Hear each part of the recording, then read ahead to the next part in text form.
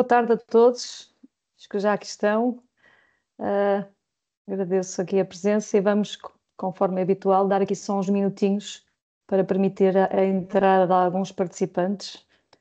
e mantemos aqui com a câmara desligada e o som desligado mais uns minutinhos, 2, 3 minutos, e depois iniciamos a sessão.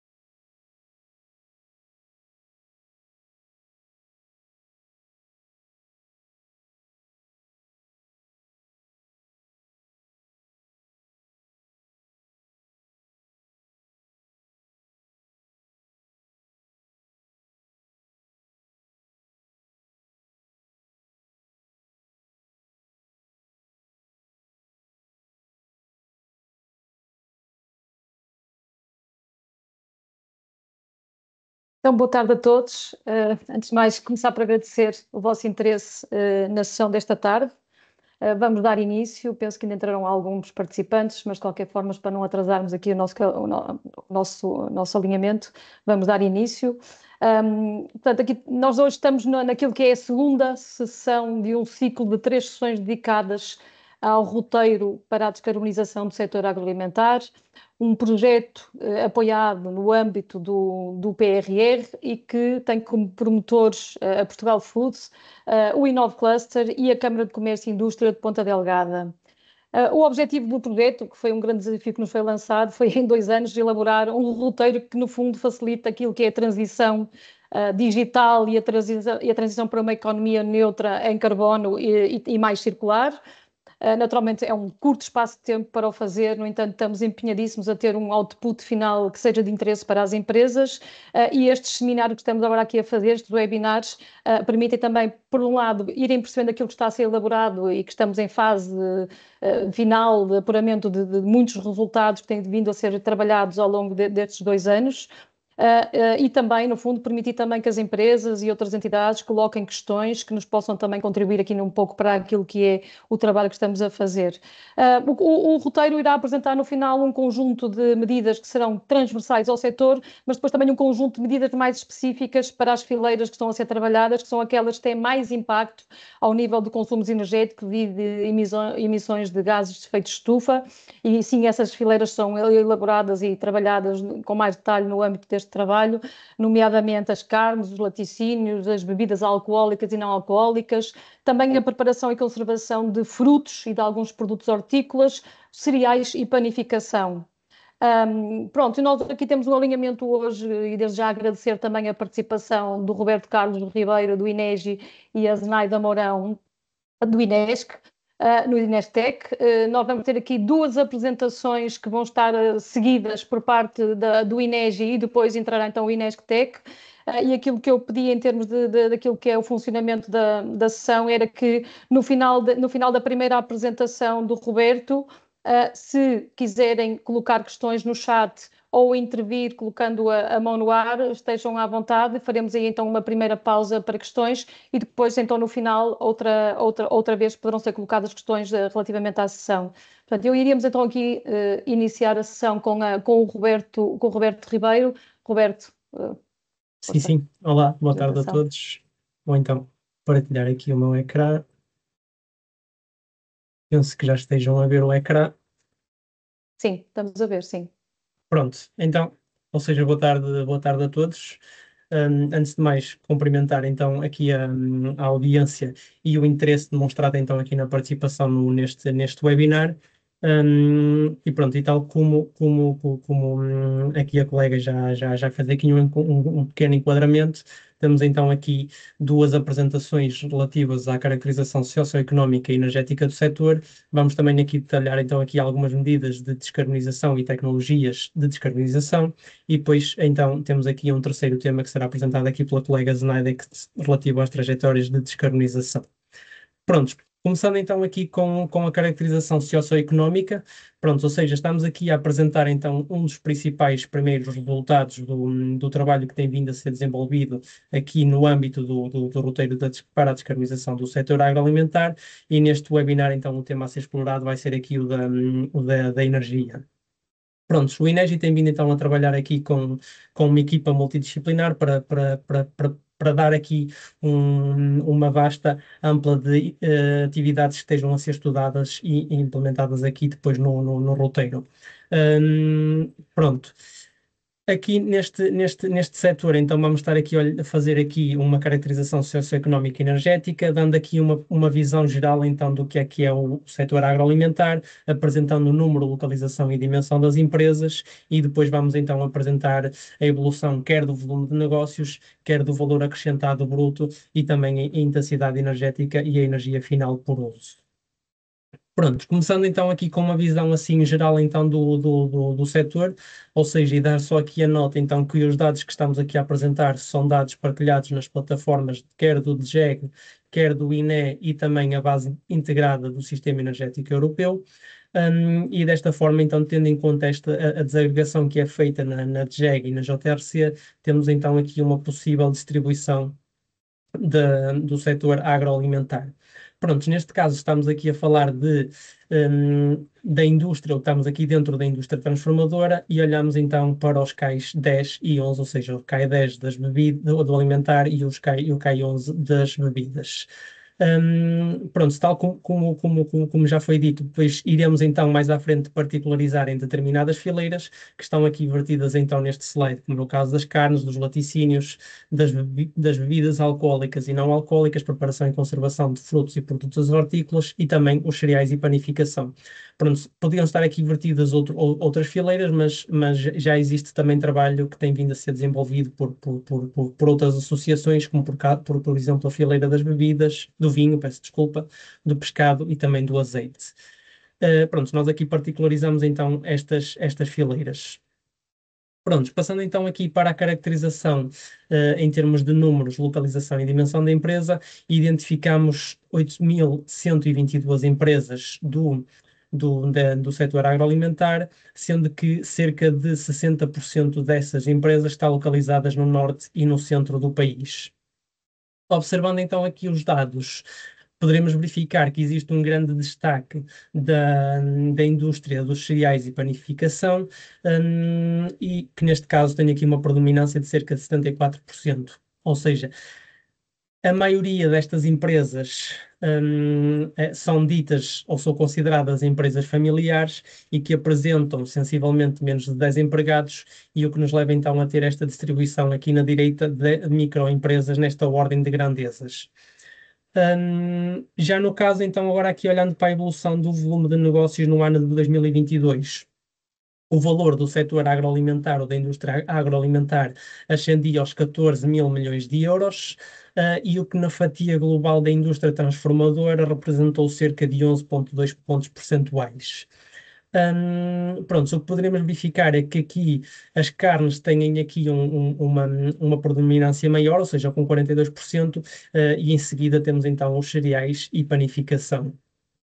No gráfico do canto inferior direito, podemos verificar basicamente a taxa de crescimento do volume de negócios, e o que poderemos aqui concluir é que existe uma simultaneidade no crescimento da indústria agroalimentar versus então a indústria transformadora. Ou seja, sempre que existiu aqui um crescimento, também foi acompanhado por parte do setor agroalimentar. Dando só aqui a nota no ano da pandemia que, no caso do setor agroalimentar, não se verificou uma diminuição tão acentuada quanto a indústria transformadora, lá está dada as nossas necessidades. Dado agora aqui olhando para a evolução então do valor acrescentado bruto. Ou seja, esta análise é muito similar à anterior, e o que poderemos verificar aqui é que, neste caso, o valor acrescentado bruto da indústria agroalimentar correspondeu no ano de 2022 quase a cerca de 2,5 mil milhões de euros, e o que na fatia global, no peso global então da indústria transformadora, quase que representou cerca de 9%. Pronto, agora temos aqui uma ligeira distribuição, ou seja, tomando aqui os cereais e as bebidas, o peso predominante, seguido das carnes, e depois também temos então aqui as bebidas alcoólicas e não alcoólicas. Pronto, tal como aconteceu então a taxa de crescimento do volume de negócios, peço desculpa, o valor acrescentado bruto também acompanhou então o crescimento aqui da indústria transformadora. Pronto, olhando então agora para a caracterização energética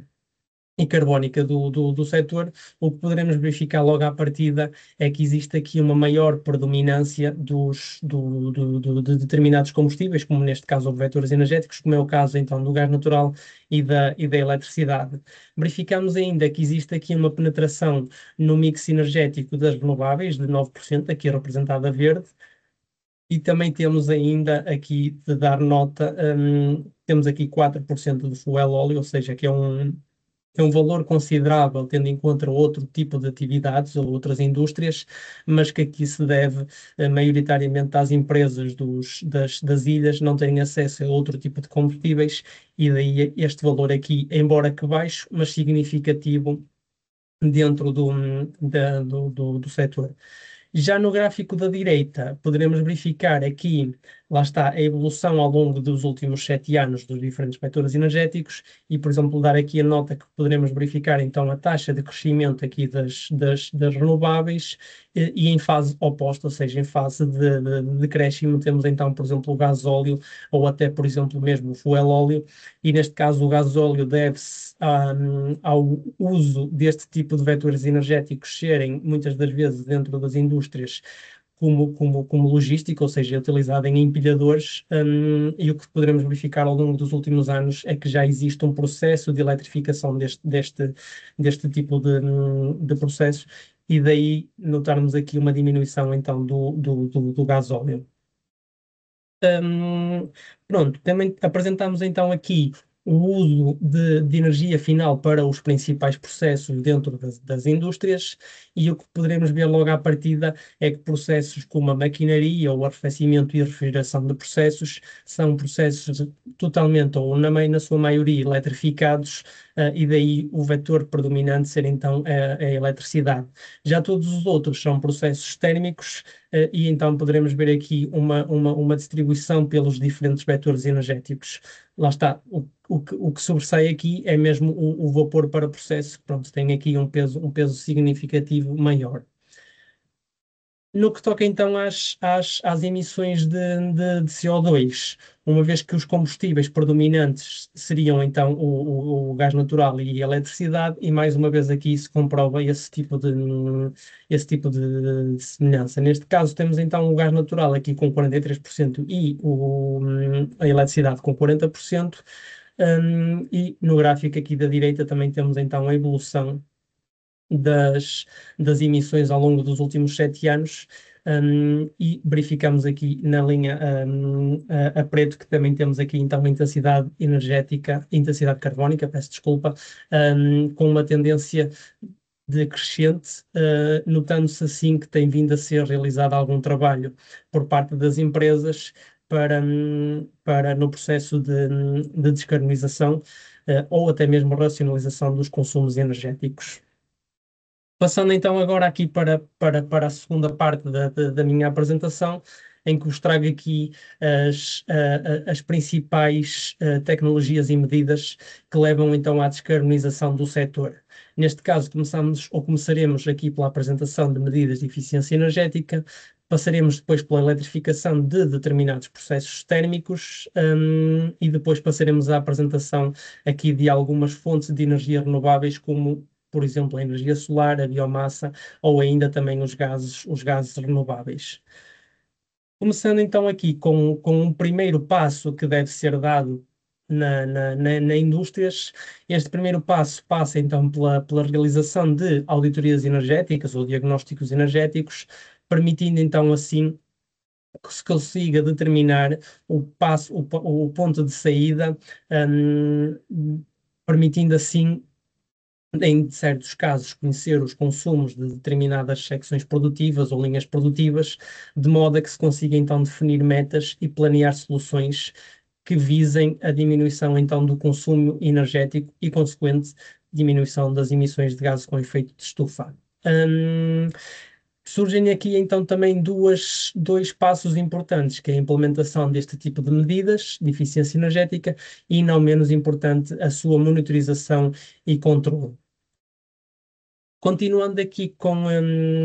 ferramentas ou com planos de ação que ajudem então no diagnóstico energético ou nas auditorias energéticas, como por exemplo análises complementares, como é o caso então aqui desta análise de pinches. Ou seja, a metodologia do pinches assenta basicamente na caracterização dos fluxos quentes e fluxos frios,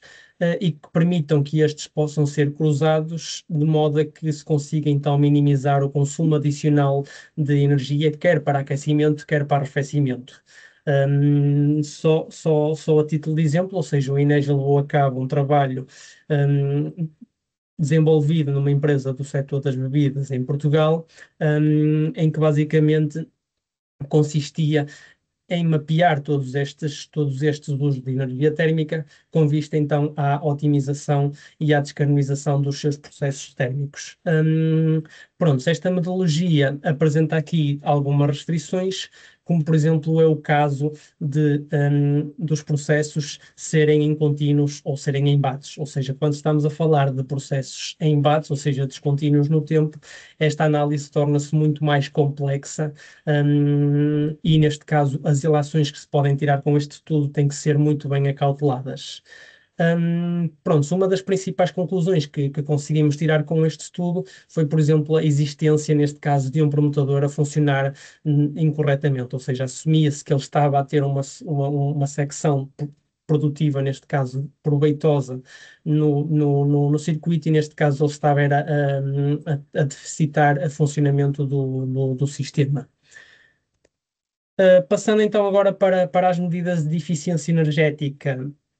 transversais a todo o setor agroalimentar. Começamos com algumas medidas mais vulgares, mais de senso comum, mas também são medidas de extrema importância, uma vez que muitas delas são de fácil implementação e que, neste caso, os períodos de retorno do investimento normalmente são relativamente baixos e daí começamos então por este tipo de medidas. Neste caso, trata-se então da otimização, ou neste caso, a substituição dos motores mais antigos por tecnologias mais recentes, levando então a que, neste caso, estas tecnologias mais recentes apresentem melhores eficiências, o que leva então a menor consumos energéticos e também menor libertação de emissões gasosas. A implementação deste tipo de medidas normalmente acarretam poupanças económicas até a ordem dos 30%. Lá está, dependendo do salto que poderemos estar aqui a falar nas classes de substituição então dos motores. Apresentando então, ou seja, uma sequência então da medida anterior, trazemos então aqui a utilização de variadores eletrónicos de velocidade nos motores elétricos. Ou seja, com este tipo de sistema, permite-nos então aqui um maior controle operacional destes processos, reduzindo as potências de pico durante, por exemplo, o arranque e a paragem dos motores, aumento aqui da durabilidade também da vida útil do motor, e então poderemos estar aqui a falar de economias até na ordem dos 50%. Já no que diz respeito então à iluminação, apresentamos aqui diferentes medidas e oportunidades de melhoria, sendo a mais relevante aqui a substituição de sistemas de iluminação pouco eficientes por tecnologias mais recentes, como é o caso da iluminação LED. Como poderemos verificar aqui na figura, verificamos que a iluminação incandescente tradicional, ela emite luz através do brilho de um filamento de tungstênio à passagem então de uma corrente elétrica. E normalmente cerca de 90% dessa energia vai ser emitida sob a forma de calor, como podem ver aqui a vermelho, e neste caso a verde temos então a luz propriamente dita. Já no caso da iluminação LED, embora exista aqui uma pequena parte que é desperdiçada sobre a forma de calor, é insignificante, e daí, neste caso, estas lâmpadas serem muito mais rentáveis. Apresentamos outro tipo de medidas, como por exemplo a substituição de sistemas por sistemas de iluminação inteligentes, a instalação de células crepusculares, e temos também aqui uma medida que basicamente serve de complemento, ou seja, às anteriores, que neste caso devemos tentar sempre maximizar então o aproveitamento da luz natural. Uma outra forma então de olharmos e aumentarmos aqui a eficiência energética dentro das nossas instalações, passa então pela monitorização dos consumos ou dos diferentes equipamentos, linhas produtivas, seja o que for, de forma a que se possa então estabelecer aqui um intervalo de operação, ou seja, basicamente os KPIs produtivos, de forma a que se possa avaliar em contínuo e sempre que um determinado KPI saia fora deste intervalo, seja comunicado um alerta, quer para o responsável de produção ou até mesmo para o operacional, para, de uma forma mais rápida e eficiente, intervir então neste problema e assim voltar então ao estabelecido no processo. Pronto, este tipo de implementação normalmente poderá resultar em economias na energia total de 5 a 15%, e se estivermos então aqui a referir-nos só apenas à eletricidade, poderá ser de 2 a 8% de poupanças económicas. Passando então agora para a apresentação dos sistemas ou das medidas de eficiência energética nos compressores de ar comprimido ou nos sistemas de ar comprimido, apresentamos aqui diferentes tipos de medidas. De salientar que a mais preponderante será então aqui a recuperação de calor destes sistemas de ar comprimido, uma vez que cerca de 90% da sua energia consumida será então libertada sobre a forma de calor. Pronto, neste caso temos aqui uma indicação da Atlas Copco, ou seja, uma marca bem conhecida aqui nos sistemas de ar comprimido, que nos diz que poderá ser até 94%, lá está, dependendo aqui depois das condições operacionais das instalações fabris. Trazemos também aqui, então, por exemplo, neste caso trazemos aqui um exemplo de um aproveitamento de calor que poderia ser para a produção de AQS, ou seja, de águas quentes sanitárias. Neste caso, temos aqui o consumo de energia total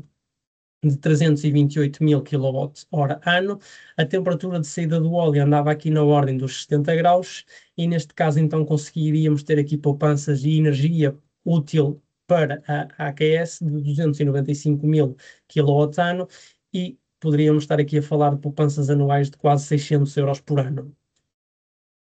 Já agora aqui no que diz respeito então à otimização do frio industrial e medidas de eficiência energética encontradas, teremos então aqui a recuperação de calor em sistemas de refrigeração e passo a explicar aqui um exemplo muito simples que encontramos numa indústria do setor dos laticínios, que basicamente consistia um bypass aos dry coolers, ou seja, aos sistemas de arrefecimento dos diferentes compressores de ar de frio, peço desculpa,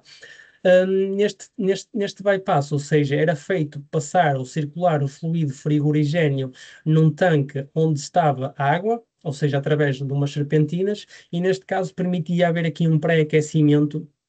deste tanque e esta água seria posteriormente utilizada em processos industriais. Temos outro tipo de medidas, apresentámos aqui as cortinas, por exemplo, quer horizontais, quer verticais, para as portas das câmaras frigoríficas, em detrimento, por exemplo, daquelas mais tradicionais de cortinas transparentes, que com o passar do tempo acabam por ficar danificadas e, neste caso, não prejudica aqui a visibilidade dos operadores. Chilas de absorção, refrigeração por CO2 ou até mesmo sistemas de armazenamento térmico. Apresento então aqui agora um exemplo, que neste caso é relativo àquele que falei sobre a recuperação do calor dos compressores de frio e basicamente, ou seja, o projeto tinha como objetivo elaborar um plano de descarbonização do uso de energia térmica e que nos conduziu então aqui à eletrificação de alguns processos. Prontos, basicamente, e de uma forma assim bastante resumida, ou seja, incorporou-se o trabalho da bomba de calor naquele tanque de condensados, ou seja, naquela recuperação térmica que já existia na fábrica, permitindo que estabilizar aqui a temperatura deste tanque na ordem dos 25 graus, e do outro lado a bomba de calor conseguiria estar a fazer um upgrade do reservatório de água de processo dos 60 para os 80 graus. Pronto, neste caso, isto resultou aqui em algumas poupanças dos consumos energéticos e de emissões, aqui na ordem dos 22% e 25%, respectivamente. Um outro exemplo também que aqui no INEGI estamos a estudar, ou seja, este é relativamente mais recente e prende-se então com a utilização de materiais de mudança de fase. Ou seja, basicamente, os materiais de mudança de fase armazenam e libertam energia térmica durante o processo de transição, permitindo, ou seja, armazenar a mesma quantidade de energia 2 a 3 vezes volumes menores quando comparativamente com armazenamento sensível. Pronto. O porquê desta instalação, ou seja, deste estudo estar a ser realizado, tem basicamente como objetivo a criação de uma inércia térmica dentro das arcas frigoríficas para quando existir uma exposição ou uma abertura prolongada das portas, consigamos então aqui ter uma estabilização maior da temperatura. Em alguns casos, o que está a ser visto é que este tipo de sistemas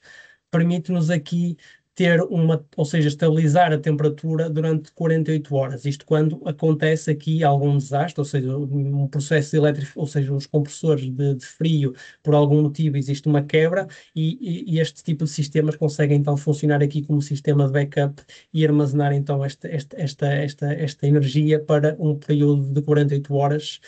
de funcionamento. Pronto.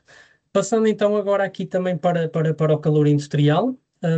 um estudo realizado em 6 países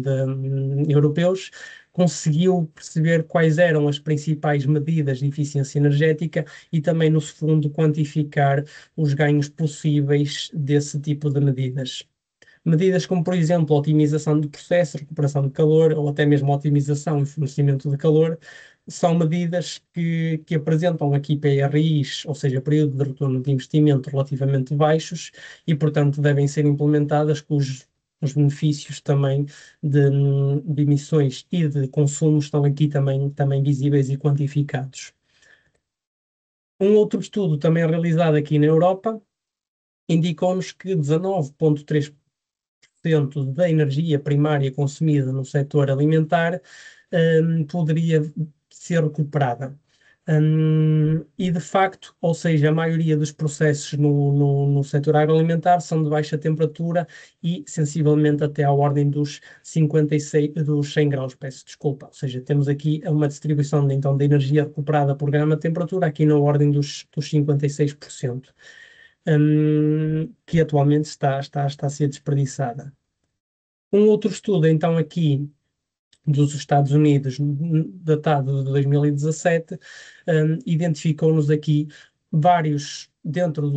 dos vários subsetores da indústria do setor agroalimentar, quais é que aqueles que apresentavam maiores oportunidades de poupanças energéticas, tendo em conta os sistemas atuais. E um outro estudo, ou seja, quer dizer, um outro estudo não, no mesmo estudo conseguiu-se então também identificar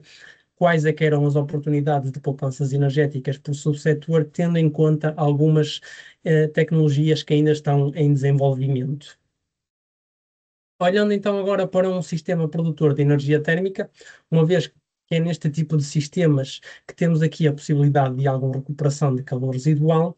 e, por norma, a energia que entra então na caldeira para a produção de vapor, só produz efetivamente cerca de 75 a 77% de energia útil. Com isto dizer que o resto é libertado sob a forma de perdas, ou seja, perdas por convecção, por radiação e aqui com maior preponderância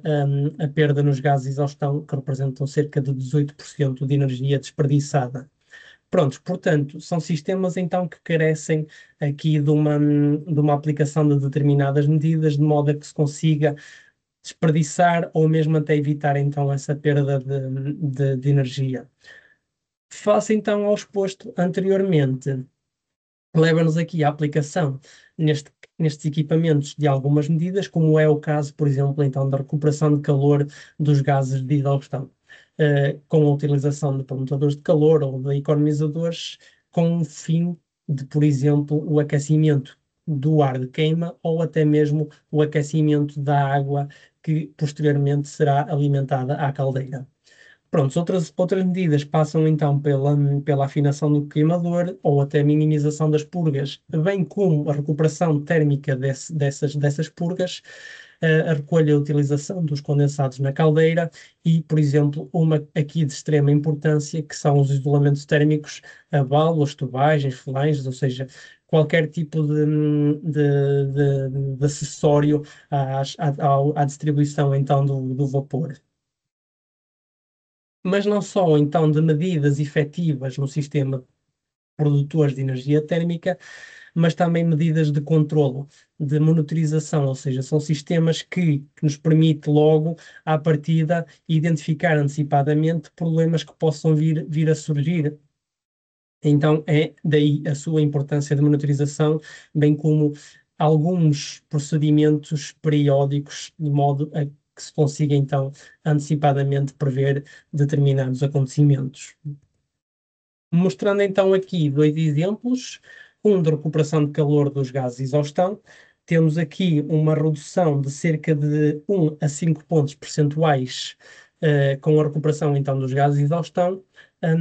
E depois também temos então aqui as purgas, ou seja, neste caso estamos aqui a falar da utilização de água em condições operacionais deficitárias, o que poderá então levar à ocorrência de incrustações dentro dos tubos ou até mesmo nas paredes dos sistemas produtores de vapor, e desta forma estamos aqui a aumentar uma ineficiência então do sistema e levando então assim à perda da eficiência.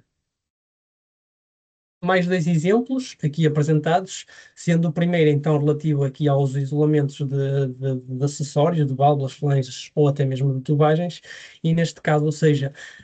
muitas das vezes as indústrias ou os industriais não têm noção de quanto é que é a diferença, então, de termos aqui as válvulas ou os equipamentos devidamente isolados. Neste caso, ou seja, são sempre medidas que apresentam reduções de consumos de energia relativamente altos. Temos aqui uma gama bastante alta, mas também são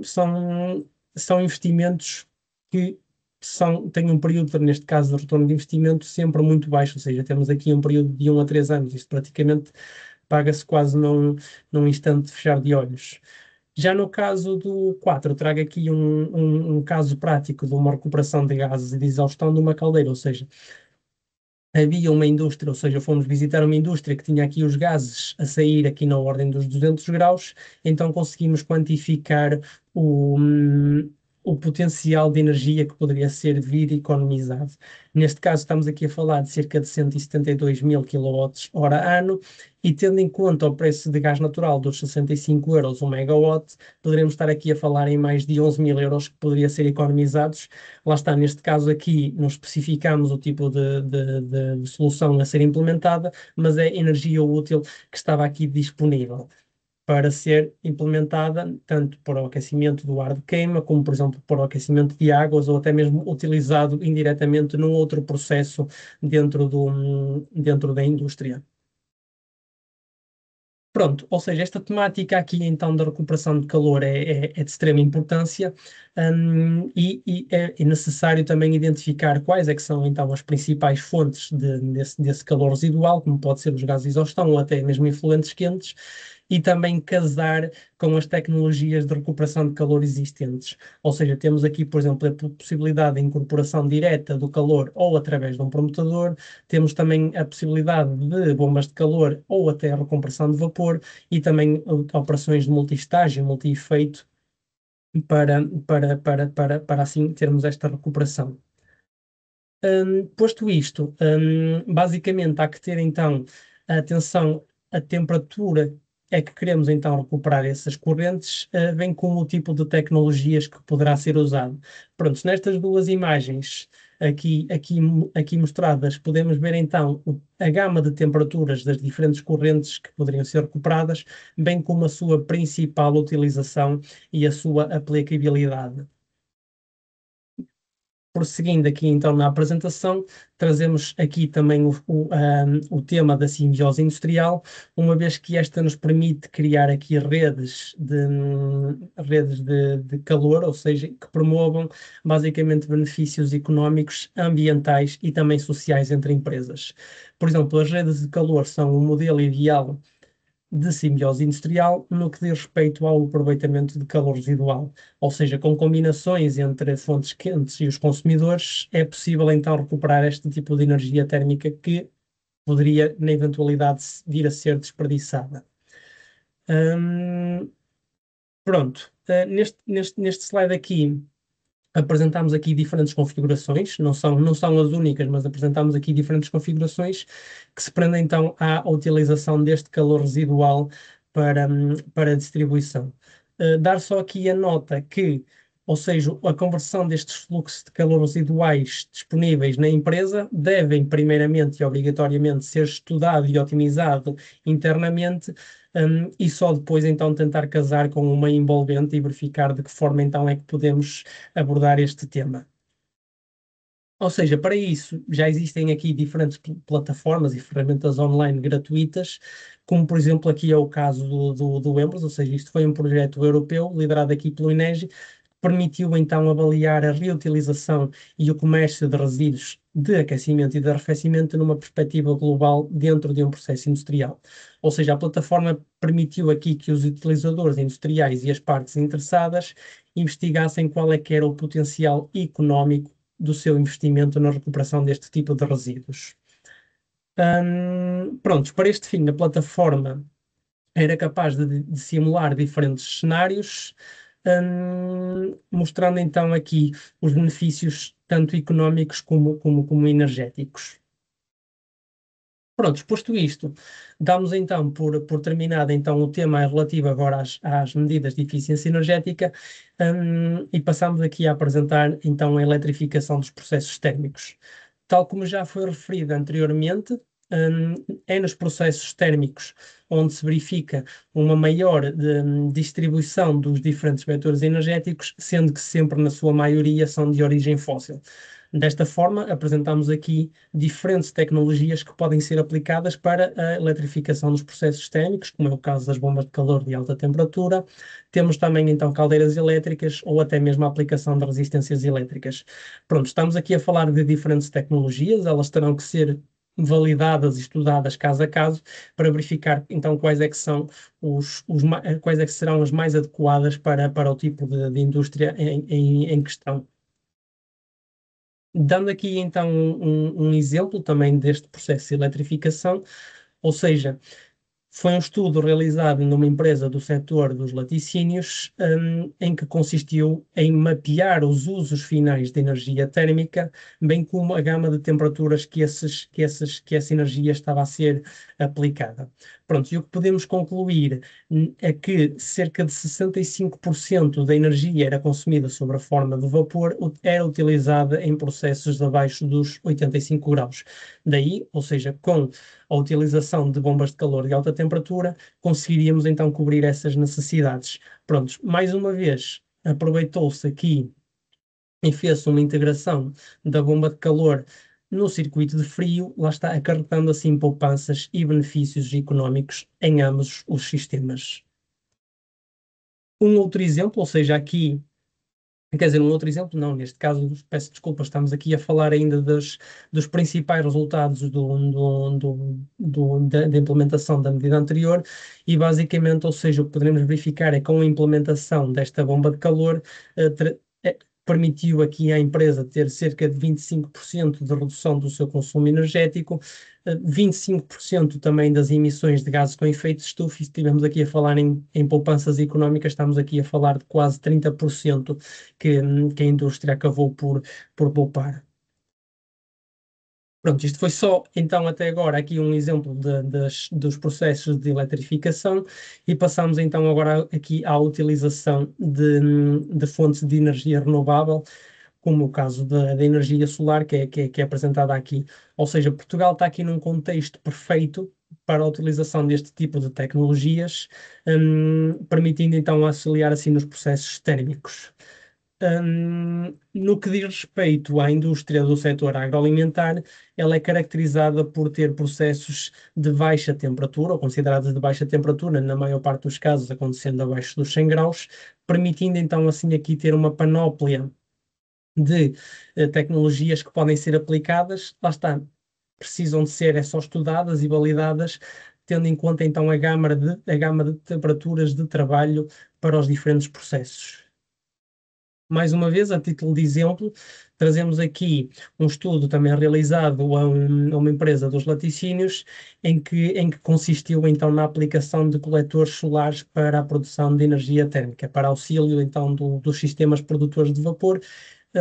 E neste caso, ou seja, estudou-se aqui diferentes tecnologias, estudou-se as tecnologias de coletores de placa plana e de tubos de vácuo. Ou seja, basicamente concluiu-se, ou seja, foi-se estudar o uso de energia térmica dentro da indústria e conseguiu determinar-se que cerca de 90% do seu consumo energético acontecia abaixo dos 70 graus, permitindo então assim a incorporação de qualquer um dos sistemas, mas achou-se que o que faria mais sentido para a aplicação na indústria seria então a aplicação de sistemas de coletores de placa plana, trazendo então aqui os benefícios tanto energéticos como económicos como ambientais apresentados aqui nestas tabelas. Prontos, mais dois exemplos que são apresentados aqui. Temos um a nível de Portugal, ou seja, este neste caso até foi um dos primeiros aqui em Portugal. Neste momento já não se encontra em operação, mas basicamente consistia na utilização de coletores de placa plana para a produção de água para utilizar depois nos processos de lavagem, ou seja, estamos aqui a falar na temperatura da operação à volta dos 45 graus. Temos outra aqui da Heineken em Sevilha, ou seja, que vem de Espanha, que basicamente utiliza cilindros parabólicos para a produção então de calor de processo, ou seja, aqui já estamos a falar em temperaturas de 145 graus. Ou seja, este é bastante recente, neste caso existe uma plataforma online que se chama Ship Plants, que permite então verificar aqui quais são as instalações, ou neste caso, muitas delas são registadas, e permite-nos então ter aqui verificar uma distribuição ao longo aqui da Europa e verificamos que existem muitas instalações deste tipo a funcionar para, em alguns dos casos, para a indústria agroalimentar. Ainda dentro então da energia solar, apresentamos aqui uma outra forma de converter esta energia, neste caso recorrendo aos painéis solares fotovoltaicos. Pronto, a utilização deste tipo de tecnologias permite então a criação, ou neste caso a produção de energia local, reduzindo então a necessidade de compra externamente. Consequentemente, irá haver uma redução dos custos energéticos e também das emissões de gases com efeito de estufa. Mais uma vez, temos aqui um exemplo do setor agroalimentar em que se estudou, ou seja, aqui a incorporação, neste caso, o aumento de uma central fotovoltaica já existente, uma vez que no decorrer deste trabalho houve aqui um processo também de eletrificação e então, ou seja, a criação desta nova central permitia não só cobrir as necessidades energéticas então deste processo de eletrificação, bem como ainda ter excedente para alimentar o resto da fábrica. Ou seja, estamos aqui a falar, pronto, de uma potência de pico de 54.000 kW. E temos então aqui as poupanças energéticas também associadas a este tipo de instalação. Então, uma outra forma então de descarbonizar aqui os sistemas produtores de energia poderá ser então a utilização de biomassa, ou seja, este é um tipo de vetor energético que irá substituir os combustíveis fósseis para a produção de energia térmica, seja ela para aquecimento ou num processo de aquecimento, seja ela num processo de produção de vapor ou até também na secagem de determinados produtos. Ou seja, os equipamentos mais usuais poderá ser em caldeiras, mas também encontramos este tipo de tecnologias, quer para fornos, secadores e também já se encontram em sistemas de cogeração para a produção de energia elétrica. Dois exemplos, aqui também apresentados, relativamente recentes, que é o caso então da Lactogal em Maldivas, ou seja, esta unidade fabril está a instalar então uma caldeira de biomassa para a produção de energia térmica sob a forma de vapor e de água quente, para assim colmatar as suas necessidades térmicas. Estamos aqui a falar de uma potência de 11.000 megawatts térmicos e o que se perspectiva é uma redução das emissões na ordem dos 61%. Pronto, outro exemplo que apresentamos aqui é o da Belo, na Ribeira Grande, ou seja, nos Açores, em que basicamente, em conjunto, em parceria com a ENGIE Portugal, também está a instalar uma central, uma caldeira de biomassa, para assim fornecer energia térmica aos seus processos. Neste caso, a perspectiva é que consigam então cobrir os 85% das necessidades e, neste caso, este número basicamente resume-se a outras paragens que possam vir a surgir aqui nesta caldeira, quer por avarias, quer por manutenções preventivas, que irá ter que ser utilizado um backup então para o fornecimento deste vapor e daí termos então apenas esta cobertura. Passando então agora, entrando aqui nos gases renováveis, decidimos então apresentar aqui também alguns projetos dentro do setor agroalimentar e começamos então aqui pela Kraft Heinz, ou seja, uma empresa aqui conceituada a nível europeu, pela reutilização, neste caso pela produção no setor agroalimentar. A Kraft Heinz, ou seja, em parceria com a Carla Power, assinou um contrato para a instalação de uma central de hidrogênio verde, ou seja, esta fábrica terá então como objetivo a capacidade de transformar, ou neste caso, de suprir mais de 50% das necessidades da procura de gás natural, com, neste caso, a redução das emissões de carbono em cerca de 16.000 toneladas por ano. Ou seja, esta central terá aqui uma capacidade de 20 megawatts e será, na sua maioria, alimentada por energias renováveis, ou seja, eólicas e solar. Pronto, outros gases renováveis que queremos trazer também para aqui é o biogás e o biometano. Ou seja, este slide é de alguma importância, neste caso até para o setor agroalimentar, uma vez que este setor é um dos apontados como o maior potencial para a produção de biogás, graças à sua carga orgânica, tanto dos efluentes como dos resíduos que daí possam surgir. Se olharmos aqui para a representatividade da indústria agroalimentar e tomando aqui como exemplo, então, os laticínios, poderemos verificar que o setor agroindustrial é bastante abrangente em território nacional. Pronto, embora alguns destes resíduos já estejam a ser valorizados, como por exemplo é o caso do soro de leite, que é vendido ou até aproveitado para a produção de requeijão, mas acredita-se que o potencial de aproveitamento dos resíduos agroalimentares seja bastante elevado. Segundo aqui o plano de ação do biometano, estima-se que ou seja, que é possível a produção de biogás a partir de resíduos agroindustriais na ordem dos 0,1 terawatt-hora. Se olharmos em pormenor aqui para as contas disponíveis no LNEG, basicamente eles apresentam aqui com uma quantidade de resíduos à volta das 330 mil toneladas, ou seja, e assumindo que 80% desta matéria estaria disponível para valorização, poderíamos estar aqui a ter uma produção de biogás na ordem dos 0,08 terawatt-hora e no biometano de 0,07 terawatt-hora de energia. Mostrando também, ou seja, casos práticos deste tipo de implementações, ou seja, apresentamos aqui o exemplo da PepsiCo Portugal, ou seja, uma empresa líder no setor da alimentação e de bebidas. A PepsiCo já possuía uma central de produção de biogás desde 2012 para alimentar então o sistema de cogeração, mas agora no âmbito da sua estratégia de descarbonização pretende fazer um upgrade desta conversão, ou seja, instalando um novo biodigestor para a valorização então dos seus resíduos, como cascas de batatas ou até mesmo outros resíduos impróprios para o consumo. O objetivo, então, é converter 21.900 toneladas de resíduos orgânicos em 4,8 milhões de metros cúbicos de biometano por ano. Ou seja, esta produção de biometano terá como objetivo, então, a substituição do seu consumo de gás natural, reduzindo em cerca de 30% as suas emissões de carbono. Um outro exemplo aqui de França,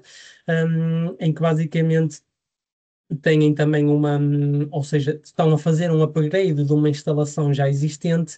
e que neste caso a capacidade de tratamento que eles preveem da nova linha será à volta das 20 mil toneladas de tratamento de resíduos do setor do retalho e da restauração, produzindo então 2,2 milhões de metros cúbicos de biogás e, neste caso, ainda uma produção de eletricidade de 6 milhões de kWh ano. Pronto, ou seja, neste caso, ou seja, trazemos então aqui diferentes de metodologias e diferentes tecnologias que permitem então a descarbonização do setor agroalimentar, e com isto, lá está, temos aqui diferentes medidas que possam vir a ser aplicadas, lá está, têm que ser validadas caso a caso e verificarem então aquelas que mais sentido fazem então para a nossa indústria. Com isto, então, termino a minha apresentação e estou disponível para qualquer esclarecimento de dúvidas ou questões.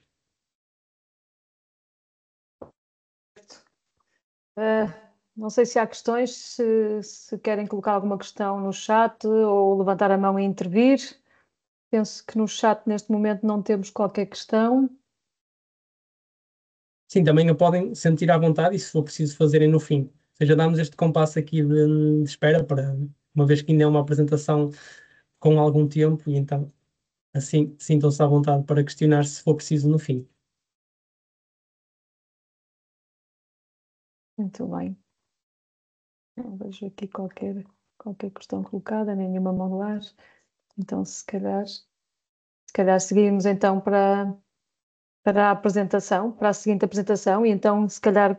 juntar-se aqui algumas questões que possam surgir no final da apresentação da Zenaida. A Zenaida Mourão vai apresentar agora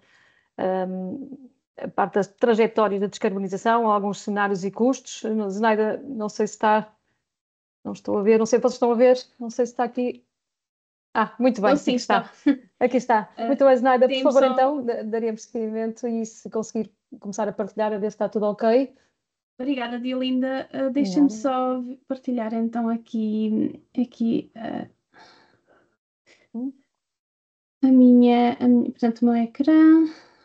Só um segundinho.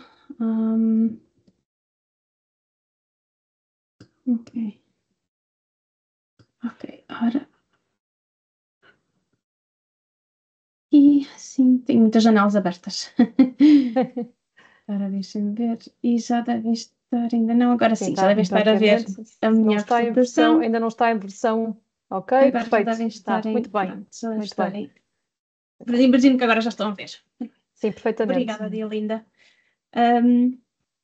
Isto nós temos até às 4h30, não é? Portanto, vou tentar Sim, exatamente, ser exatamente. Sim. o mais breve possível, que é para não prolongarmos Bem. muito a sessão. Se calhar vou ser um bocadinho mais rápida em alguns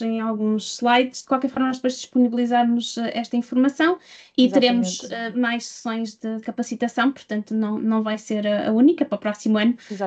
Voltaremos às sessões de capacitação, portanto qualquer temática ou tema que não fique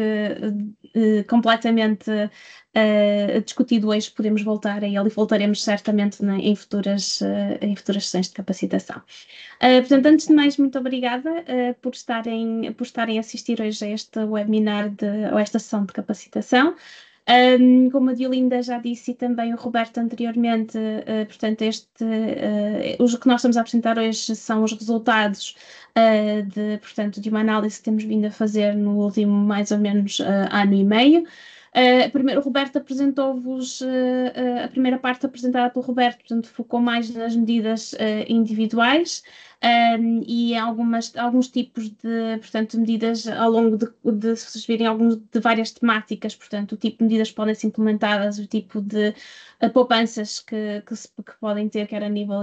especialmente a nível energético e a nível de melhoria da eficiência da implementação dessas diferentes medidas e também aquilo que pode ser esperado a nível da redução, portanto, a nível das emissões. Esta parte foca-se mais não tanto no estudo das medidas individualizadas, nem aquilo que são a implementação, portanto, já nos casos específicos das empresas, mas olharmos para o setor como um todo e fazermos os cenários de transição para o futuro. Portanto, aqui, na realidade, aquelas medidas que o Roberto discutiu estão implícitas nestes cenários de transição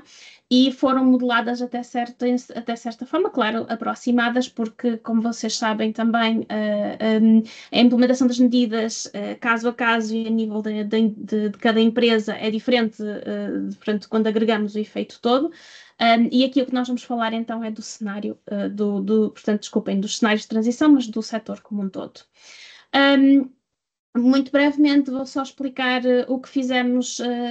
portanto, para esta parte, para fazer então as trajetórias de transição. Deixem-me só abaixar isto, depois se alguém tiver alguma questão estejam à vontade para interromper. Imagino que isto possa vir cá para baixo, pronto, já está.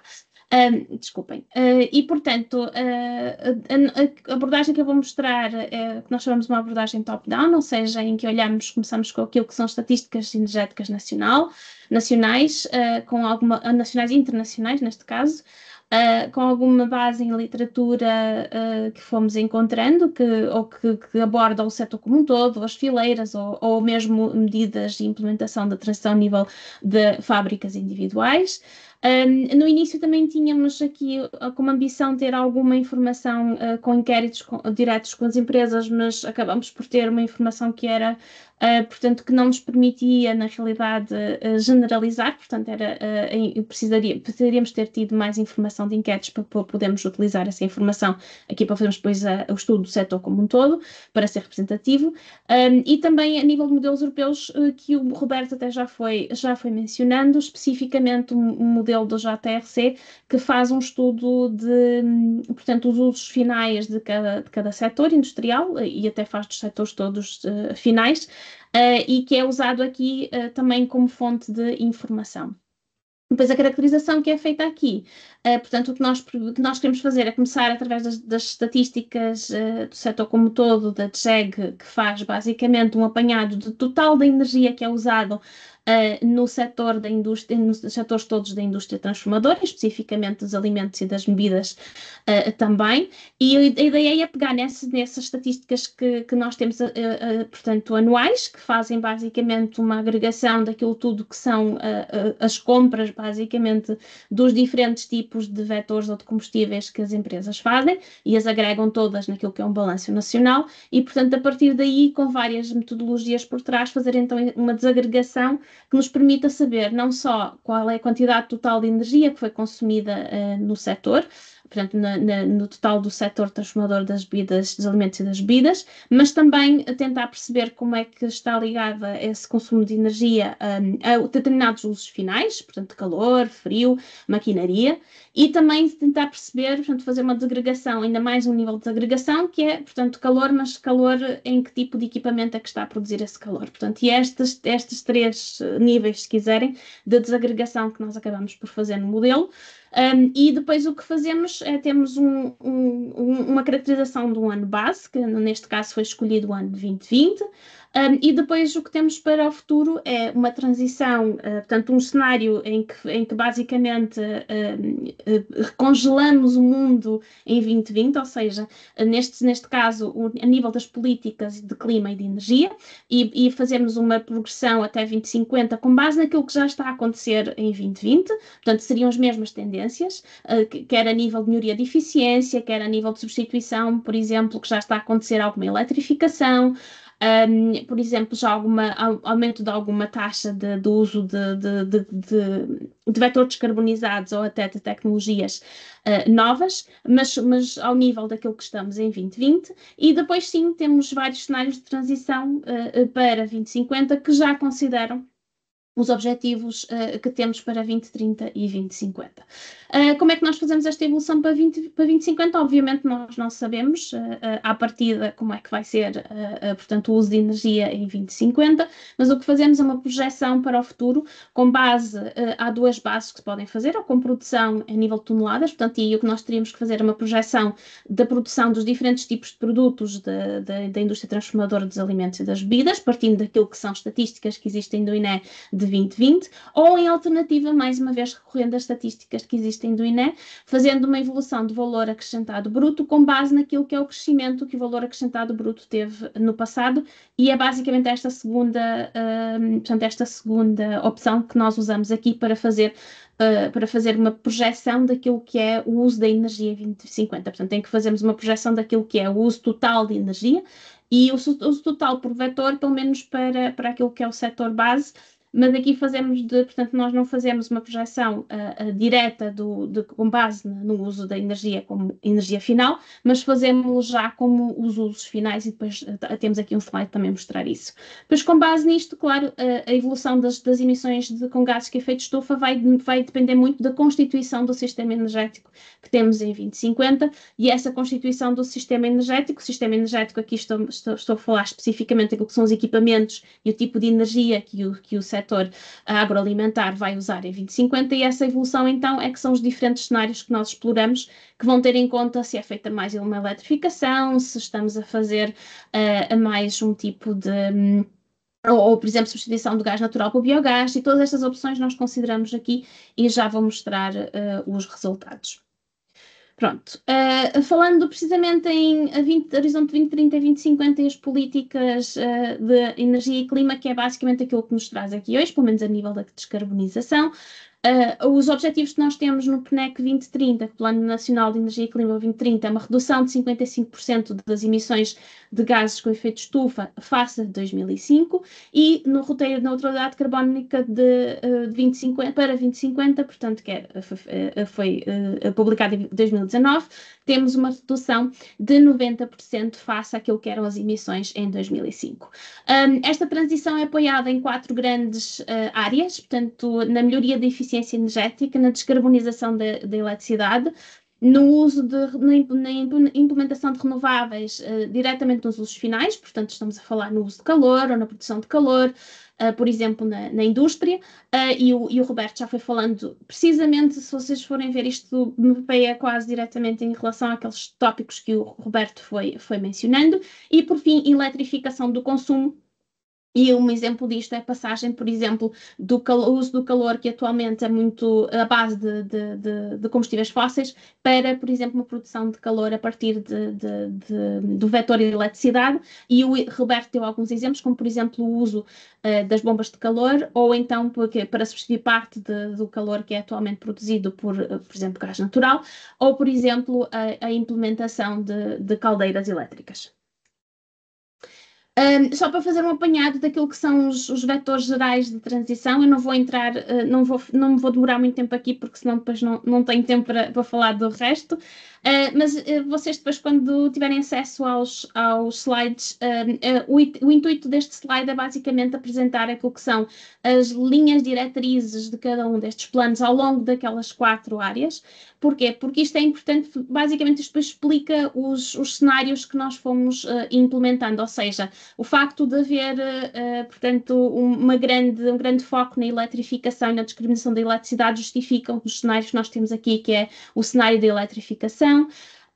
Depois temos um cenário que é baseado no biogás ou numa introdução maciça do biogás, que está apoiado pelo facto portanto, de haver também planos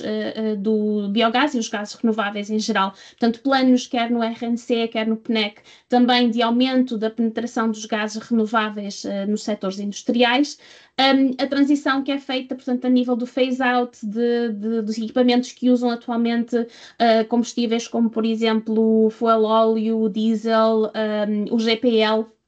e mesmo o próprio gás natural também está apoiado nestas políticas energéticas, e a elevada taxa de eletrificação também tem por trás algumas destas políticas energéticas, quer no PNEC, quer no roteiro de neutralidade carbónica.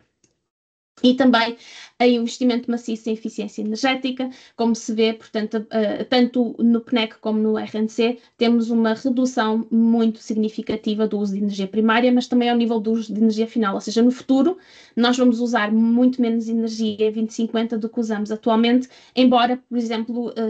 tenhamos por trás dos cenários que fizemos sempre um crescimento de valor acrescentado bruto, o que em princípio significaria que teríamos um crescimento da produção. Muito rapidamente, eu acabei já por explicar isto um bocadinho há pouco. Portanto, o nosso modelo começa pelo valor acrescentado bruto, mapeia esse valor acrescentado bruto em determinados tipos de usos, como eu estava a dizer, usos para calor, usos para frio, usos para maquinaria, e depois isso é mapeado no determinado tipos de equipamentos que cada um desses usos tem, e finalmente é feita a conversão desses tipos de equipamentos naquilo que é o uso de energia final, ou seja, naquilo que as empresas compram diretamente, seja a eletricidade, seja o gás natural, seja o GPL, seja o diesel, que é o que se compra atualmente, seja aquilo que vão ser os vetores no futuro. Portanto, o nosso modelo foi validado para o ano de 2020, devidamente com dados da DGEG, ou seja, nós fizemos a desagregação toda e depois comparamos o que tínhamos obtido de energia final com aquilo que são as estatísticas nacionais. E depois foi feita basicamente o mesmo tipo de desagregação, mas para o futuro, considerando aquilo que é a evolução a nível do tipo de equipamentos que vamos ter no futuro, o tipo de eficiências que vamos ter nos próprios processos, e portanto é isso que depois nos dá, ao fim e ao cabo, aquela transição para 2050. Eu não vou entrar muito em detalhe aqui, portanto, era o que eu vos estava aqui a explicar. Portanto, nós fazemos a alocação do VAB, portanto, mapeamento do VAB naquilo que são os usos, depois naquilo que são os processos e aquilo que são os equipamentos, e finalmente naquilo que são os vetores, que é o que está aqui mais à esquerda, e fazemos também a caracterização técnico-económica de cada uma das tecnologias usadas, e, portanto, isto depois permite-nos ter custos totais de transição que têm a ver com o investimento nestes equipamentos ou nestas tecnologias. Por fim, só os tipos de medidas que nós estamos aqui a considerar. Nós temos aqui classificadas em 3 grupos, mas na realidade, se vocês se recordarem das 4 áreas, isto mapeia bem nas 4 áreas que tínhamos considerado anteriormente. Portanto, temos os custos, temos as medidas que se baseiam em substituição de tecnologias ou tecnologias e vetor. Quando nós falamos de tecnologia e vetor, quer dizer, não só substituímos um equipamento, como esse equipamento vai usar uma fonte de energia diferente. Temos medidas que se focam na melhoria de eficiência das tecnologias ou na melhoria de eficiência do processo. E, por fim, temos aquilo que são as medidas mais transversais, como a descarbonização de um vetor, que pode ser feito, que é tipicamente feito fora, digamos assim, ou fora da indústria, como, por exemplo, a descarbonização da eletricidade, ou então por via da substituição do gás natural por biogás, que até pode ser a própria indústria aproveitar parte dos seus resíduos, e as novas fontes de energia, como, por exemplo, o hidrogênio. Indo então agora àquilo que temos como ano base, em 2020, o Roberto já foi falando um bocadinho nisto e já foi mencionando na apresentação que ele fez, até fez uma evolução até 2020. Aqui só de mencionar que isto já é com base no modelo que foi implementado. E o que nós temos aqui é só para relembrar que 90% do uso de energia na indústria transformadora dos alimentos e bebidas são para fins térmicos, portanto, são os fins térmicos, ou são os usos térmicos que nós temos primariamente que ter como alvo, porque é nos usos térmicos precisamente onde vamos ter, é na substituição dos equipamentos e a melhoria da eficiência deste processo, onde nós vamos ter maiores ganhos a nível da redução das emissões de gases com efeito estufa. O calor conta com mais ou menos 60% do uso de energia útil, ou seja, daquilo que é efetivamente o uso da energia no setor agroalimentar. O frio conta com mais ou menos 30%, mas aqui o principal é que o calor ainda é essencialmente fornecido por fontes fósseis. Aliás, quase 90% do calor é fornecido com fontes fósseis. Portanto, temos aqui uma oportunidade muito grande de redução das emissões de gases com efeito estufa e vamos ver também para a frente que também temos uma oportunidade de ganhos de eficiência. Por fim, só para mencionar também aquilo que é muitas vezes alvo também de substituição, que tem a ver, por exemplo, com coisas como, por exemplo, empilhadoras, ou que o Roberto também mencionou, ou aquilo que são transportes internos dentro das fábricas, ou até com a iluminação, representam na realidade uma parte muito pequenina do uso de energia, do uso efetivo de energia, e como tal, embora apresentem, claro, obviamente, potencial de redução de emissões, o seu impacto no setor como um todo será sempre reduzido. E também aquilo de onde nós partimos, portanto, já feito com o modelo, portanto, temos à esquerda consumo de energia final, o Roberto também já falou nisto, aqui é só de mencionar mais uma vez que o uso de energia fóssil contribui para 66%, portanto, o uso de energia fóssil diretamente na indústria transformadora dos alimentos e das bebidas, e a eletricidade conta mais ou menos, ou contribui mais ou menos para 33% das emissões total dos gases com efeito de estufa, acrescentando aqui, claro, que como temos já uma descarbonização da eletricidade planeada até 2030, quase totalmente até 2030, esta distribuição a nível daquilo que são as contribuições dos diferentes tipos de uso para as emissões vai mudar muito nos próximos 5 anos, porque vamos ter uma eletricidade muito mais descarbonizada em 2030 e, como tal, o peso do consumo de energia fóssil vai ser ainda maior à medida que nos fomos aproximando de 2030. Nós fizemos também uma desagregação do uso da energia final e das emissões por fileira, portanto, aqui considerando os CAIs 1.0, portanto, e 1.1, que como o Roberto já tinha mencionado, e aqui incluímos todos, portanto, temos desde 1.01 até 1.0. E, portanto, como vocês podem ver aqui, a fileira da panificação e das carnes são aquelas que apresentam maior uso de energia, maior taxa de eletrificação também, portanto, que é esta 1.07 e 1.01. Desculpem, as frutas, artículas, os óleos, as gorduras e os laticínios seguem-se, portanto, com um uso de energia final muito semelhante a nível de valor total e também de uma distribuição a nível daquilo que são os elétricos, que é sempre esta cor azul que nos aparece aqui, e depois aquilo que é o uso dos outros combustíveis ou vetores, que é o que nos aparece com as outras cores. E vemos também que a distribuição relativa é mais ou menos igual, em termos daquilo que é a percentagem de eletricidade face aos outros usos. Finalmente, queria só mencionar que nós, no roteiro, há uma secção que é especificamente dedicada à fileira das bebidas, e embora a fileira das bebidas apresente, em termos de energia final, um consumo relativamente baixo, portanto, se nós compararmos aqui com os outros setores ou com as outras fileiras, esta fileira representa 26% total do VAB, e, portanto, por isso é que ela é incluída também no nosso roteiro. No nosso roteiro, no sentido de ser incluída com um bocadinho mais detalhe e mais estudo, mas claro que todos os setores estão incluídos quando nós falamos na transição energética e nos cenários para o futuro, olhamos obviamente para o setor como um todo e não individualmente para as fileiras. As emissões de gases com efeito de estufa seguem mais ou menos a mesma tendência que nós vimos portanto, para o consumo de energia final. Mais uma vez, a panificação e as carnes surgem aqui como sendo as duas fileiras com as maiores emissões GEE, 16% e 14% respectivamente, e os outros, depois seguidas das frutas e hortícolas, os óleos, as gorduras e os laticínios, com cerca de 13% cada uma de total, mas o que se vê essencialmente aqui é que não temos nenhuma fileira muito destacada das outras fileiras, portanto, mais ou menos estão todas ali entre os 13% e os 16% do total das emissões do setor, portanto, ou seja, aqui vemos também que qualquer uma destes setores, destas fileiras, desculpem, tem muito trabalho para fazer e que também terá também oportunidades para contribuir, digamos assim, para esta transição energética. Isto eu já tinha falado, portanto, o que nós usamos como base para fazer a previsão, portanto, passando agora de 2020, que era o que nós estávamos a ver, para o futuro, portanto, para 2050, usamos como base a evolução do VAB e as projeções, dessas tendências históricas até 2050. O pressuposto principal que nós estamos ao fim e ao cabo a fazer, pelo menos nestes cenários que geramos, é que não há mudança nos tipos de produtos produzidos até 2050, ou seja, estamos a considerar que o sistema produtivo, no sentido do tipo de produtos que são produzidos, se mantém igual. Também temos vários pressupostos a nível daquilo que é a evolução dos custos, como eu vos tinha dito, portanto, nós temos aqui custos, quer de medidas, quer de tecnologias, que são usados como base para depois podermos calcular os custos da transição. E, portanto, aqui o que nós vemos é mais ou menos uma manutenção de muitas das tendências atuais que temos com o custo de vários vetores, exceto ali o hidrogênio tem um aumento e depois uma diminuição à medida também que vão sendo resolvidos vários problemas que temos atualmente ainda com a implementação deste vetor. E também temos pressupostos a nível daquilo que são os custos de carbono. Nos custos de carbono vemos aqui um aumento em relação àquilo que é o preço atual, que é ali cerca dos 80, mais ou menos, 70, acho que é 70. E depois vemos um aumento até mais ou menos 220 e depois até 2040 e depois a partir de 2040 mantém-se naquele nível até 2050. E o que nós temos também, e eu vou-vos mostrar isso depois no fim, se conseguimos lá chegar, nós também consideramos cenários alternativos de custos de carbono para ver precisamente a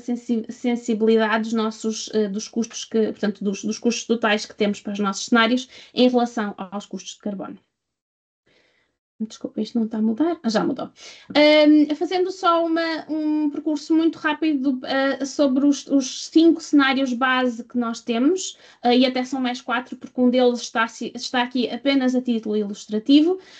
Portanto, nós temos um cenário baseline que vamos apresentar aqui, que vocês podem pensar num 2050 como se fosse 2020, ou seja,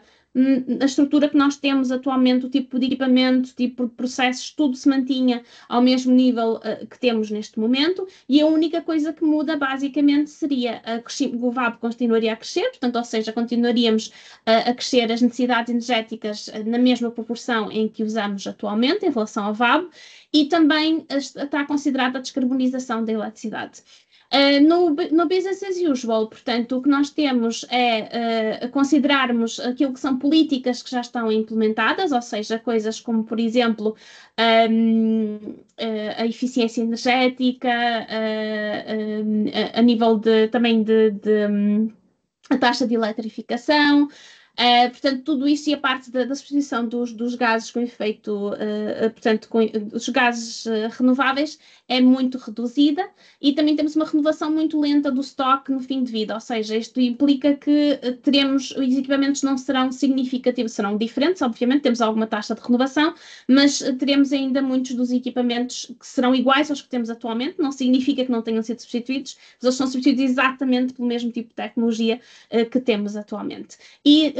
ainda mais um pressuposto no business as usual é que não, ou no BAU, é que não temos uma melhoria de eficiência nos processos. No conservador, eletrificação e biogás são os nossos três cenários de transição. Portanto, já temos estas considerações todas, portanto, melhoria de eficiência nos processos, melhoria de eficiência nas tecnologias, substituição dos vetores de gases dos vetores fósseis por eletricidade, por eletrificação ou por implementação de gases renováveis. E também temos uma renovação do estoque, em que substituímos o estoque atual por estoque de equipamentos mais eficientes, também muito mais rápido do que no business as usual. No conservador, esta descarbonização é mais lenta, ou seja, somos mais conservadores naquilo que é a substituição desses equipamentos, naquilo que é a eletrificação e a penetração dos gases renováveis. E também na parte portanto, a maioria da eficiência dos processos são exatamente iguais para os três, mas é essencialmente nesta parte portanto, do phase-out dos diferentes vetores fósseis e na instalação de novas tecnologias, enquanto na eletrificação temos uma aceleração naquilo que é a instalação de diferentes tecnologias novas, temos uma substituição muito mais acelerada e uma penetração muito maior daquilo que são equipamentos que permitem eletrificação dos usos finais, e no biogás também temos a mesma, também é um cenário ambicioso, só que em vez de fazermos essa substituição daquilo que são os usos atuais dos gases com efeito de estufa, dos gases fósseis, por eletrificação, o que fazemos é por gases renováveis. Portanto, são dois cenários muito semelhantes, mas o tipo de equipamentos e de vetores que vamos considerar num e no outro é que são diferentes. Portanto, um com uma aposta na eletrificação, o outro com uma aposta num aumento ou numa substituição por gases renováveis. Eu não vou falar deste slide, é só para vocês saberem que está aqui, depois isto irá, podem ver as diferentes medidas e podem ver os cenários com mais detalhe. Vamos então aos resultados. Portanto, aqui no baseline, que era aquele cenário que é um bocado, obviamente irrealista, mas é para vermos aquilo que aconteceria se não fizéssemos nada. Basicamente, se mantivéssemos a estrutura no futuro exatamente igual ao que temos hoje. Portanto, o que nós vemos é um aumento de consumo de energia final, o que é lógico porque o que estamos a concentrar, portanto, o valor acrescentado bruto está a crescer, ou seja, nós estamos a assumir, vamos produzir mais no futuro e vamos precisar, obviamente, de mais energia, mas usamos-la exatamente da mesma forma. E as emissões GEE, o que nós observamos é uma redução inicial, e isto aqui tem a ver basicamente com aquela, estava a dizer que em 2030 já temos uma eletricidade quase descarbonizada, em 2040 já é quase totalmente descarbonizada. E, portanto, o que nós vemos inicialmente é uma redução das emissões até 2040, devido precisamente à descarbonização do vetor eletricidade. Depois, a partir daí, uma vez descarbonizado, continua a aumentar, porque o que nós vimos é que, basicamente, o consumo de energia mantém-se proporcionalmente igual, ou seja, está proporcional ao valor acrescentado bruto, e, portanto, uma vez feita a descarbonização da eletricidade, temos um aumento das emissões GE. Mesmo assim, conseguimos uma redução de cerca de 20% das emissões face ao ano base, 2020, e, essencialmente, já vimos devido portanto, à descarbonização da eletricidade. Em termos portanto, agora temos o business as usual, se lembram do que nós fomos atrás, portanto, é 2050 com políticas energéticas de 2020, e, portanto, o que nós conseguimos observar aqui é que já temos uma substituição parcial, portanto, do uso dos combustíveis fósseis, quer por eletricidade, quer por, aqui temos solar térmico, quer também por biogás, portanto, aqui temos já uma introdução do biogás no sistema, e também aquilo que o Roberto foi dizendo, portanto, que é um phase-out quase completo daquilo que é o uso do fuel óleo atual, portanto, ele desaparece no sistema em 2050, como podem ver aqui. Este cenário permite já, realmente já vemos portanto, uma redução sustentada dos gases com efeito de estufa, e permite, na realidade, uma redução de 40% das emissões face ao ano base. Digamos, os fatores aqui decisivos no business as usual é, mais uma vez, a descarbonização da eletricidade, mas também alguns ganhos de eficiência que vamos tendo, e também de substituição já de algumas tecnologias nos usos finais, como, por exemplo, o solar térmico, a implementação do solar térmico, e também já a introdução de biogás. Em relação ao cenário conservador, portanto, já tínhamos falado nisto, portanto, temos maior penetração do biogás como alternativa ao gás natural, temos maior taxa de substituição dos equipamentos por alternativas mais eficientes, algo que não acontecia no BAU. Portanto, no BAU, se eu tenho uma caldeira de gás natural que tem eficiência 80%, ela chega ao fim de vida e eu substituo por uma caldeira de gás natural com eficiência 80%. Aqui não, no conservador, nós consideramos que uma parte desses equipamentos é sempre substituída por equipamentos mais eficientes, mesmo que usem, por exemplo, gás natural. Maior taxa de substituição, maior recurso à geração fotovoltaica local de eletricidade, maior recurso à geração solar térmica de calor, eletrificação parcial dos diferentes usos, portanto, algo que não tínhamos ou que tínhamos em valor muito reduzido no BAU, e a adoção de medidas passivas para melhoria da eficiência dos processos e das restantes tecnologias. Portanto, só nas medidas passivas, o que nós consideramos, por exemplo, temos aqui as medidas aplicadas ao processo à esquerda, portanto, medidas de recuperação de calor residual e isolamento térmico, e são medidas das quais o Roberto falou na primeira parte. Minimização das perdas térmicas, portanto, o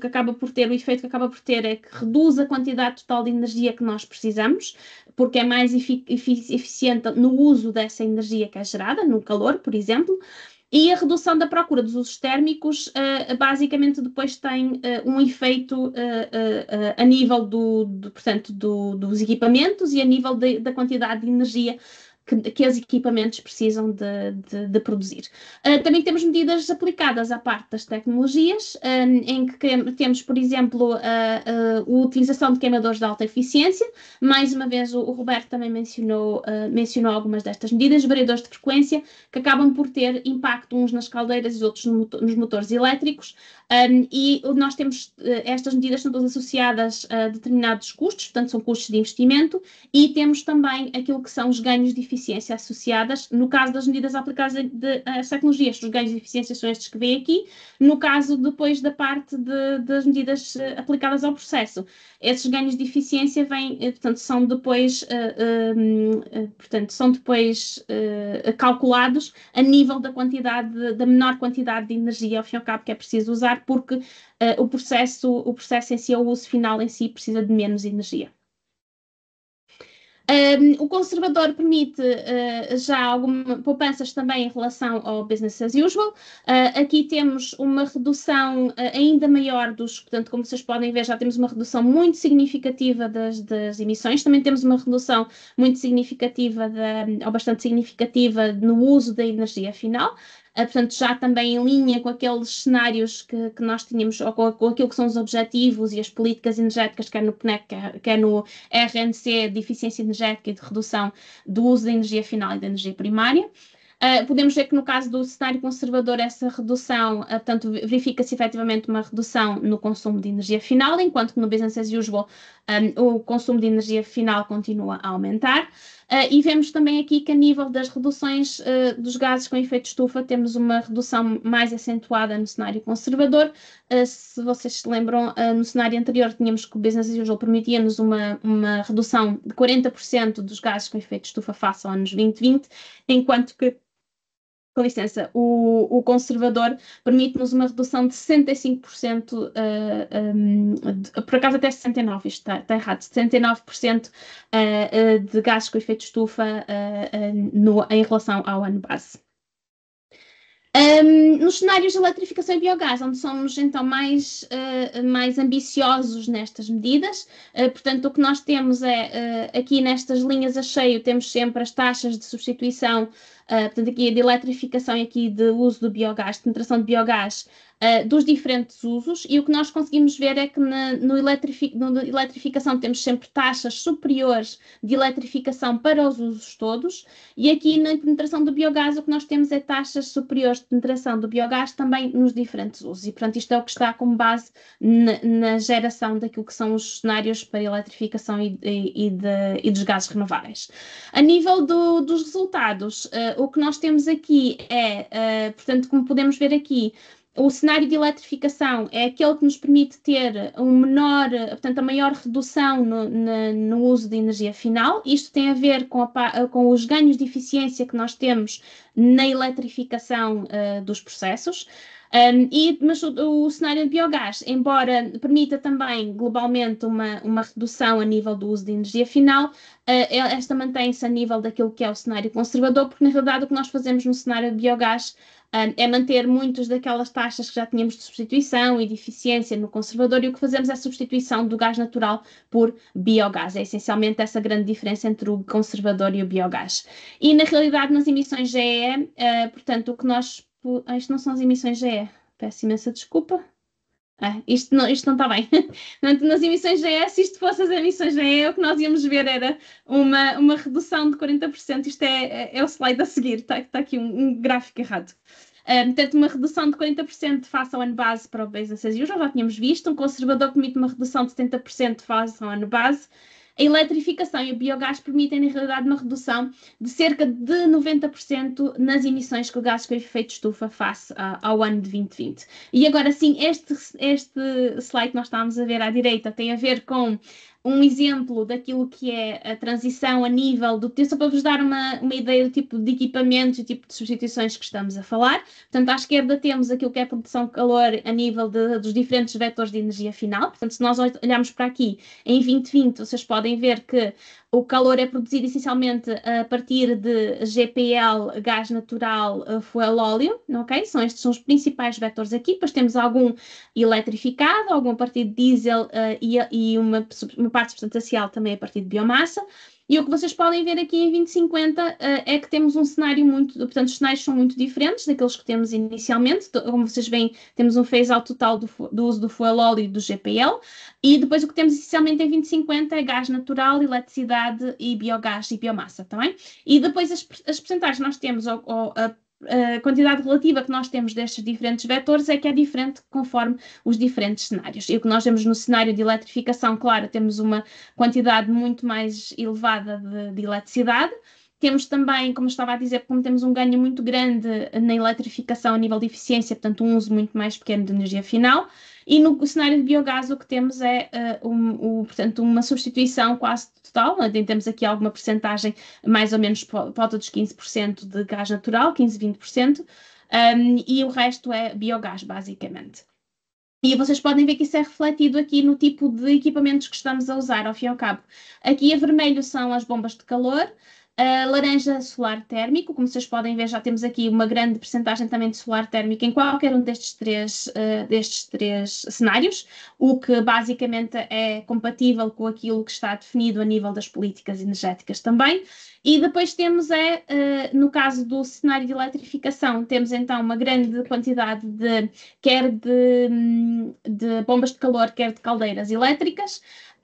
E temos uma quantidade muito menor de caldeiras de outro tipo, portanto, que usam outro tipo de vetores ou de cogeração.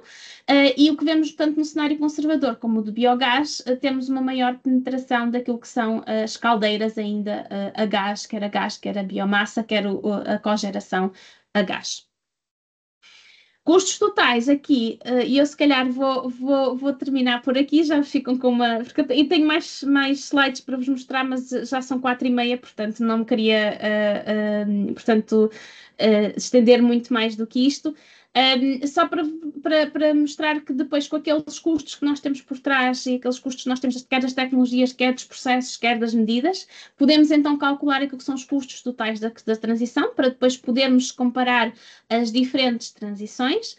E nos custos totais anuais o que nós conseguimos ver é que, portanto, o cenário que tem os menores custos totais anuais é o de eletrificação, face ao business as usual, ao conservador e ao biogás. E também é o que tem menores custos variáveis anuais. E isto prende-se essencialmente com a menor necessidade, se vocês se lembrarem da tendência que nós tínhamos a nível do uso de energia final, é que o cenário de eletrificação, como tem muitos ganhos de eficiência, precisa de muito menos total do uso de energia final, e portanto, é esse fator que está essencialmente digamos, a fazer com que os custos totais do cenário de eletrificação sejam mais baixos. Aqui também temos algum efeito de custo mais elevado do biogás, portanto, face àquilo que é o custo do gás natural. e que estava também refletido naquele primeiro gráfico que tivemos aqui, que tem a evolução dos diferentes, do custo de diferentes vetores.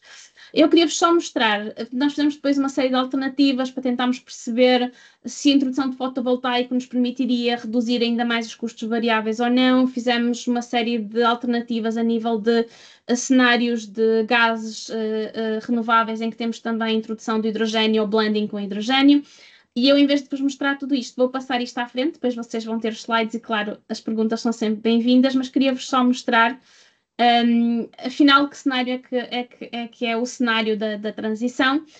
E o que nós podemos ver aqui, portanto, temos neste eixo o custo acumulado, portanto, que é isso que nos interessa, se nós vamos ver a transição, se queremos saber o custo total desta transição, afinal, qual é o cenário que nos permite ter o menor custo global de transição. E aqui temos os níveis das emissões, portanto, para cada um dos cenários. Lembram-se, isto é o baseline, é aquele em que 2050 como se fosse 2020, BAU 2050 com as políticas de 2020, o conservador, o biogás e o de eletrificação. E basicamente são as emissões em 2020 e depois temos as emissões em 2050 para cada um dos cenários, que é o que nós temos aqui. E o que vemos aqui é que o cenário baseline é aquele que é o mais caro de todos, portanto, com menor redução de emissões, e aquilo que são os dois cenários que têm os custos acumulados mais baixos são a de eletrificação e o biogás, e que nos permitem ter uma redução mais ou menos de 90% de redução de custos. Ou seja, qualquer um destes cenários de transição permite ter um custo de transição inferior àquilo que seria o custo acumulado caso não fizéssemos nada, que é o baseline, ou caso fizéssemos muito pouco, que é o nosso business as usual. Ou seja, descarbonizar compensa.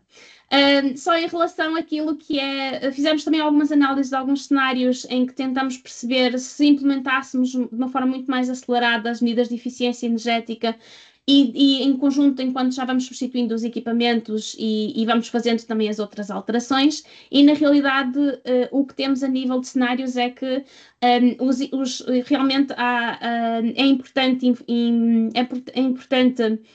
insistir em que a eficiência energética deve ser implementada já, o mais rapidamente possível, porque realmente a implementação acelerada das medidas de eficiências, aquelas que nós queremos a ver, quer a nível do processo, quer a nível